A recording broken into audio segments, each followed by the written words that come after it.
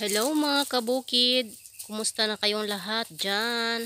Kumusta ang aking mga viewers dito sa Pilipinas at sa abroad? Kumusta na kayong lahat dyan? Ayan mga kabukid, update ko lang kayo sa aking pagfa-farming dito sa Mindanao.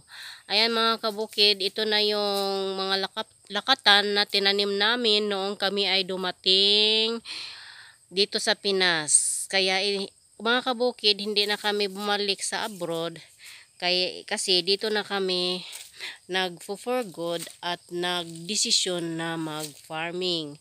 Ang napili namin mga kabukid na itanim sa aming farm, sa aming bukid ay itong lakatan at walis tambo.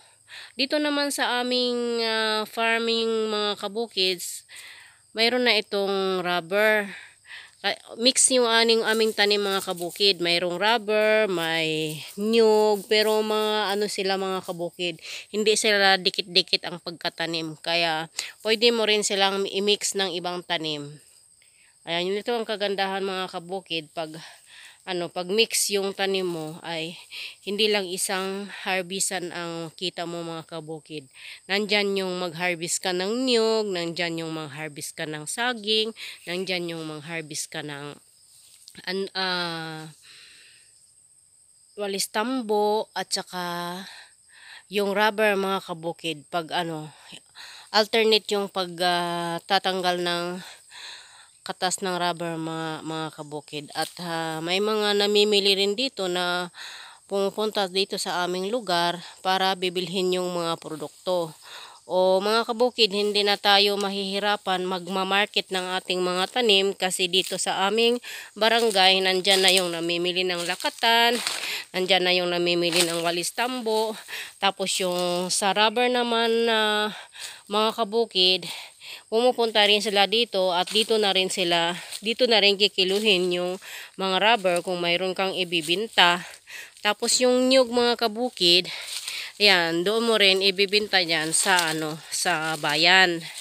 Kaya walang pumupunta dito mga kabukid para mamimili ng kopra. Ayan mga kabukid. Malapit na tayong kikita sa ating tinanim na saging mga kabukid kasi nagsisimula na silang magbunga mga kabukid. Ayan, as you can see mga kabukid, yung nakabalot na blue, yun yung binaging na bunga ng lakatan mga kabukid. Binaging namin yung saging na lakatan para mas good quality sila mga kabukid, makapagbenta ka ng class A at saka AB at saka C.